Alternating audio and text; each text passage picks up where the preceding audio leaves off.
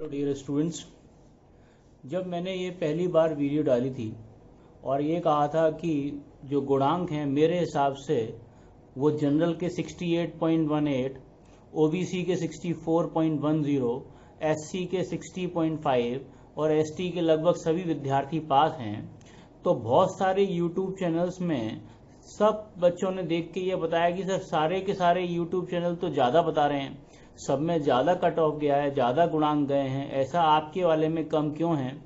मैंने ये जो निकाला है ये कोई तुक्का नहीं मारा, इसके पीछे बहुत बेसिक एनालिसिस है जो आज मैं आपके साथ शेयर करूंगा सारी।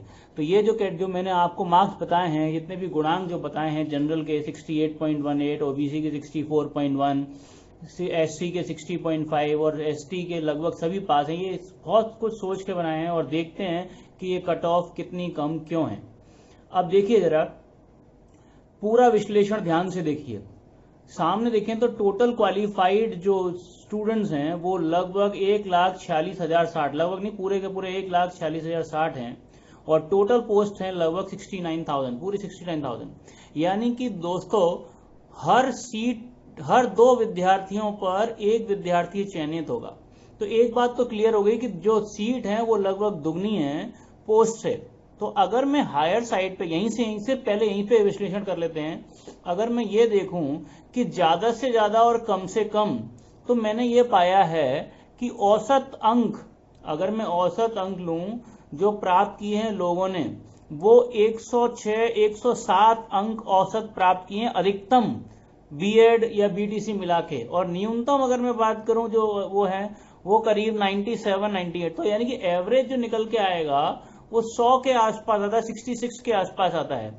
या यूं कहो दोस्तों कि अगर हर 2 में से एक विद्यार्थी पास होना है तो कट ऑफ जो जाएगी वो एवरेज जाएगी, ज्यादा और कम की, और जो एवरेज है वो लगभग यही बनता है। लेकिन पूरा का पूरा विश्लेषण सिर्फ इससे ही नहीं, आगे चल के मैं आपको दिखाता हूं कि क्यों मैंने ऐसा निकाला, वो पूरे को ध्यान से देखेंगे और आपकी समझ में आएगा कि विश्लेषण ऐसा क्यों है। अगला देखते हैं आप। अगर आप ध्यान से देखें जरा, कैटेगरी के आधार पर जो बच्चे सिलेक्ट हुए वो 36,614, ओबीसी के 84,868, एससी के 24,308 और एसटी के 270 बच्चे पास हुए। यानी कि लगभग 24-25% तो जनरल के, 58-57% लगभग जो है ओबीसी के, और एससी के लगभग 17% बच्चे पास हुए हैं, बाकी परसेंट में एसटी बच्चे पास हुए हैं। अगर मैं इस कैटेगरी को हिसाब से देखता हूं, इसका एनालिसिस पूरा भी आगे करेंगे, तो ये ध्यान से रखना कि 24% लगभग जनरल हैं, ओबीसी लगभग 58% हैं और एससी लगभग 17% है। जब मैं इसको उसके कोर्स के हिसाब से देखता हूं, डिग्री के आधार पर देखता हूं, तो मैं देखता हूं डीएलएड में 38,610 बच्चे पास हुए हैं, यानी कि करीब 26%, जबकि बीएड में 97,368, लगभग 68%, शिक्षा मित्र 8,018, लगभग 5% के आसपास और 5-6% के आसपास, और अदर्स में जो है वो 2064 स्टूडेंट्स पास हुए हैं। अगर मैं इनको भी देखता हूं तो ये परसेंटेज भी लगभग वही इशारा करता है। अब मैं यहां पर एक बात आपको बता दूं, ध्यान से सुनने की बात यह है कि जितने भी बीएड वाले बच्चे हैं उनका जो कट ऑफ है, यानी कि उनका जो कट ऑफ है वो ज्यादा ही जाएगा, उनके जो अंक हैं वो ज्यादा ही जाएंगे, क्योंकि इसमें कई सारे विद्यार्थी ऐसे बैठ रहे थे जो और अन्य परीक्षाओं की तैयारी कर रहे थे और उनके अंक बाकी के विद्यार्थियों के अंक से ज्यादा आएंगे। तो जिन लोगों ने बहुत पहले बीएड किया हुआ है उनके तो नंबर तुलनात्मक रूप से अधिक नहीं है, लेकिन नए बच्चे जितने भी थे जो बीएड की तैयारी कर रहे थे, जब ये इससे पहले मौका नहीं था उनको, तो वो किसी और की तैयारी कर रहे थे, इसलिए उनके मार्क्स जो है बीएड वालों के ज्यादा हैं बीटीसी वालों के या डीएलएड वालों के कंपेरिजन में। तो यहां पर ये फायदा हुआ कि इसको एडवांटेज किसको मिल गया, बीएड को, और कम किसको हो गए, बीटीसी को। करेक्ट है क्या? लेकिन जब हम इसको आगे देखते हैं, जब हम इसको आगे चेक करेंगे तो इसका आधार देखते हैं कि कैसे बदला। देखिए, पहले इसको समझने से पहले एक बात ध्यान रखिए, अगर आपने ये चैनल सब्सक्राइब नहीं कर रखा है तो प्लीज पहले सब्सक्राइब भी कर लीजिए और शेयर भी कर लीजिए, और मैं जो बता रहा था उस पर ध्यान से देखिए। आप जानते हो कि जो रिजर्वेशन है वो टोटल किस हिसाब से है, आपको पता है ओबीसी का 27% रिजर्वेशन मिलता है, एससी को 15% रिजर्वेशन मिलता है, एसटी को 7.5% रिजर्वेशन मिलता है, यानी कि टोटल मिलाकर के 49.5% करीब रिजर्वेशन है। तो जो रिजर्वेशन नहीं है वो 50.5 है। तो जो लोग, क्योंकि ओबीसी में परसेंटेज नंबर ऑफ स्टूडेंट ज्यादा हैं पास, जो इस बार पास हुए हैं, और एक बात और बता दूं मैं कि ओबीसी की इस बार मार्क्स भी अच्छे आए हैं। तो जो ओबीसी अपना अपना जो कैटेगरी है उसको तो पूरा भरेगा ही भरेगा, साथ में जो एक्स्ट्रा बच्चे आ जाएंगे वो जो जनरल वाली कैटेगरी का जो प्रोपोर्शन है 50.5 उसमें भी भरेगा। तो उधर बच्चे फिल्टर होंगे, यानी कि जो एवरेज जाएगा वो ओबीसी और जनरल के बीच में जाएगा। इसको आगे देखते हैं बहुत दोस्तों। और अब मैंने इसे आपके लिए बनाया है साफ साफ, पूरा ध्यान से सुनना। ओबीसी के लिए जो सीट है वो आरक्षण के हिसाब से 69,000 में से 18,630 वैकेंसीज तो ओबीसी की फिल होनी ही होनी है। यानी कि जो लगभग 84,000 पास हुए थे, उस 84,000 में से 18,630 तो ये फिक्स हैं, इसमें तो कोई चेंज होगा ही नहीं। इसी तरह से एससी के लिए 10,350 सीट हैं, ये भी फिक्स है, चेंज होगा नहीं। अब एसटी की बात करें तो एसटी के केवल 270 बच्चे में पास हुए हैं, और सोचो सीटें कितनी है 5175, तो ये वैकेंसीज भी फिल हो जाएंगी इससे। अब बाकी की जो सीट है जो सामान्य विद्यार्थियों के साथ और भी विद्यार्थी शेयर करेंगे, यानी कि ओबीसी और एससी वाले जो विद्यार्थी हैं वो 50.5 में भी शेयर करेंगे। तो जो ग्रुप शिफ्ट हो रहा है वो किस तरफ से शिफ्ट हो रहा है, ओबीसी से जनरल की ओर शिफ्ट हो रहा है, करेक्ट है। तो जनरल की कैटेगरी हमें पता है कि जो हमने विश्लेषण किया है हजारों विद्यार्थियों पे, वो जनरल का जो है वो अंक ज्यादा आए हैं in comparison to OBC and SC. लेकिन क्या है कि उनके पास सीट ही कम है। जब सीट ही कम है तो वो पूरे के पूरे भर ही नहीं पाएंगे, तो वो किससे भरेंगे, ओबीसी वगैरह से भरेंगे। इस हिसाब से जो नंबर ऑफ सीट्स है उनका डिस्ट्रीब्यूशन ओबीसी और जनरल के बीच में होगा। अब इसके आगे देखते हैं दोस्तों। हमने एनालिसिस किया ये हजारों विद्यार्थियों पे कि बीएड वालों के नंबर तो सुपरटेट में ज्यादा आए, लेकिन 10वीं 12वीं स्नातक और बीएड के जो अंक थे वो उनके एवरेज, हरेक में 10वीं में सबके एवरेज बात कर रहा हूं, किसी के ज्यादा किसी के कम, किसी के कुछ आए होंगे, किसी के 50% नंबर आए होंगे, किसी के 60, किसी के 70, किसी के 80।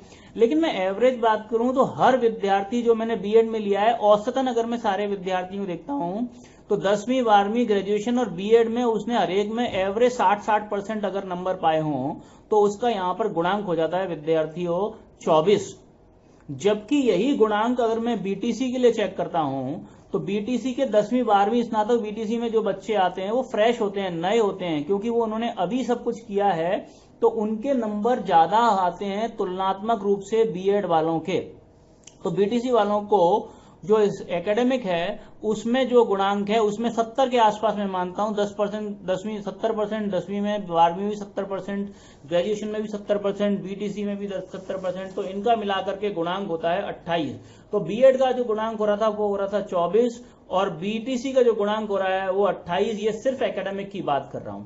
अब ये जो एकेडमिक की बात हुई है, यहां से एक बात दोस्तों हमें साफ पता चल गई है कि बीटीसी के नंबर तो ज्यादा आ रहे हैं, लेकिन हमें पता है कि डीएलएड वाले जो पास हुए हैं वो केवल 25% के आसपास पास हुए हैं। बाकी जो 60% 65% जो विद्यार्थी पास हुए हैं वो लगभग किसके पास हुए हैं, बीएड के। तो इसका मतलब ये हुआ कि जो अंक ज्यादा बढ़ रहे थे वो फिर से घट गए, यानी कि रैंक फिर से घट जाएगी, जो बीटीसी के आधार पे नहीं निकलेगी, क्योंकि इसमें एकेडमिक बीटीसी वालों का के भले ही ज्यादा है पर उनकी संख्या कम होने की वजह से जो एकेडमिक है वो बीएड वालों के साथ आएगा, और बीएड वालों का एकेडमिक हमें पता है वो 24 है, जबकि बीटीसी वालों का जो है वो 28 है। अब अगर हम आगे देखते हैं दोस्तों, तो ये अगर हम ये चेक करें इसको, तो सुपरटेट में लगभग अगर हम बात करते हैं तो बीएड वालों ने जो प्राप्तांक है सुपरटेट में, बीएड वालों के औसत 106 हैं, जबकि बीटीसी वालों के 100 हैं। यानी कि यहां पर देखने की बात क्या आ गई, मैंने अभी देखा कि बीटीसी वालों के एकेडमिक तो ज्यादा हैं, बीएड वालों के कम हैं, लेकिन बीएड वालों ने सुपरटेट में ज्यादा स्कोर किया है और बीटीसी वालों ने सुपरटेट में कम स्कोर किया है। ये मेरा आंकड़ा इस तरह से नहीं है, ये हजारों विद्यार्थियों के ऊपर देखकर आंकड़ा निकाला गया है। इसको ये मत मानना कि सभी का ये है, ये एक औसत है, एक सैंपल है जिसको लेकर के हमने इसको बनाया है कि ये इस तरह का लगभग ये आएगा। अगर ये निकल के आता है 106 निकल के आएगा, तो इसका जो बीएड वालों का अगर मैं देखता हूं परसेंटेज जिसको निकाला जाए, अगर उसके गुणांक में निकालूं इसके बीटीसी वालों बीएड वालों के, तो जो बीएड वालों के गुणांक आते हैं वो ऑन एन एवरेज निकल के आएंगे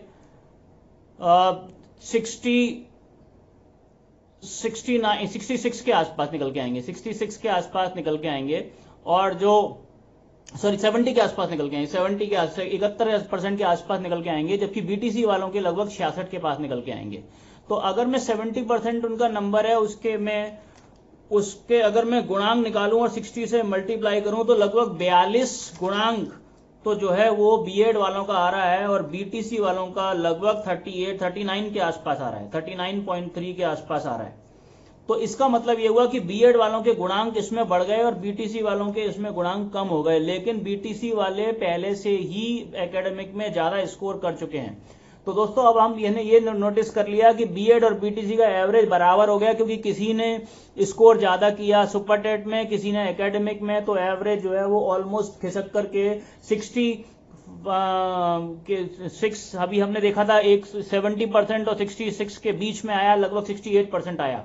तो अब अगर मैं इसको देखूं औसतन, अब ये तो बीटीसी बीएड की बात की थी, अब सामने मैं आपको दिखा रहा हूं कि ये जो वर्ग के हिसाब से, मतलब कैटेगरी के हिसाब से कितने कितने नंबर मिले हैं। तो सुपर टेट में लगभग सामान्य वर्ग को 108 अंक उसके औसत हैं सुपर टेट में, ओबीसी में यही 98 है और एसटी में यही वर्ग 96 है। इनको भी मैं अगर परसेंटेज के हिसाब से निकालता हूं तो करीब 72% नंबर मिले हैं सामान्य वर्ग को, और 72% का मत को अगर मैं का गुणांक निकालूंगा तो लगभग 42 पॉइंट समथिंग आएगा। ओबीसी के 98 हैं, जो कि लगभग जो है वो 67% हैं, जिसका 39 के आसपास आएगा, और एसटी के जो है वो 96 हैं। अगर इसी आधार पर गुणांक निकालें तो सामान्य वर्ग को गुणांक ज्यादा मिल रहा है, ओबीसी को उससे कम और एसटी को उससे भी कम। लेकिन समस्या यहां पर भी दोस्तों ये है कि सामान्य वर्ग के भी जो विद्यार्थी हैं वो ज्यादा नहीं है, इसलिए जो फर्क पड़ेगा वो ओबीसी का पड़ेगा, क्योंकि ओबीसी के विद्यार्थियों की संख्या औसतन कम है, काफी कम है, काफी अधिक है सामान्य वर्ग के विद्यार्थियों से। तो जो फर्क पड़ने चाहिए था, जो रैंक बढ़नी चाहिए थी सामान्य की वजह से, वो इसलिए घट गई क्योंकि ओबीसी के पास होने वाले विद्यार्थियों की संख्या तुलनात्मक रूप से काफी ज्यादा है। अब अगर इसे ध्यान से देखें, मैंने इन सबको एनालाइज किया, इन सबके गुणांक निकाले हम, तो हमने ये नोटिस किया कि जो हमने पहले कैटेगराइज किया था वो बिल्कुल सही था। जनरल के हिसाब से 68.18 जो है गुणांक जा रहा है, ओबीसी के हिसाब से 64.10 जा रहा है, एससी के हिसाब से 60.5 और एसटी के लगभग सभी विद्यार्थी पास हैं। इन अंकों में 0.5 से 1 अधिकतम की वृद्धि हो सकती है, मैक्सिमम। अगर आपने इस चैनल को लाइक और सब्सक्राइब नहीं किया तो प्लीज सब्सक्राइब भी कर लीजिए। और एक बात और बता दूं मैं दोस्तों आपको कि ये जो कट ऑफ है, आप जब नोटिस करेंगे, अभी तो कोई भी कुछ भी कहते हैं, यूट्यूब पे कुछ भी कह सकते हैं, लेकिन फाइनली आप देखेंगे जो कट ऑफ जाएगी वो लगभग इसी के पास जाएगी, क्योंकि जो नंबर ऑफ स्टूडेंट्स हैं वो ओबीसी कैटेगरी में ज्यादा पास हुए हैं। भले ही जनरल के विद्यार्थी कैटेगरी में अच्छे गुणांक ला करके बढ़ाते, पर उनकी संख्या कम होने की वजह से ये गुणांक ज्यादा नहीं बढ़ेगा। मैं आशा करता हूं कि आप सब लोग इस एग्जामिनेशन में पास हों और सबको नौकरी मिले। Thank you very much. अगली बार जब भी आपसे मुलाकात होगी इसी चैनल पर। Thank you very much.